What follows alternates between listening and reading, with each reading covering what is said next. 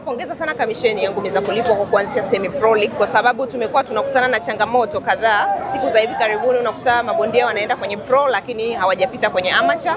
Kwa hiyo tumekuwa tukikutana na matatizo ya kiafya, ubora wa mabondia unakuwa sio mzuri sana. Sasa kitendo cha wao kuwaza kuanzisha Semi Pro League ni jambo kubwa zaidi, kwa sababu sasa watapimwa vizuri kwamba umeshapigana kwenye amateur, wameridhika kule kwamba uko vizuri, unakuja unapitishwa kwenye, inakuwa ni kama chujio la kukupeleka kwenye professional.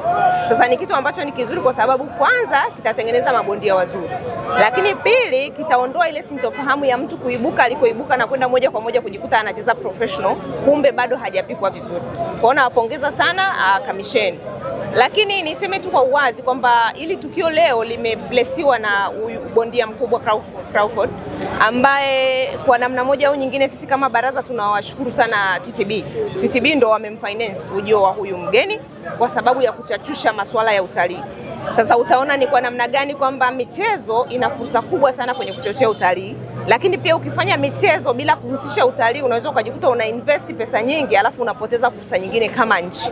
Kwa nchi ikitaka kunufaika vizuri na fursa za utalii inabidi itumie michezo, lakini michezo nayo ikitaka kupimwa katika uchumi wa, yani kwamba imechangia nini kwenye pato la nchi, ni lazima upime kwa kuangalia, je, katika hao watu shughuli za michezo tunazozifanya kwa kiasi gani zinachangia masuala ya utalii.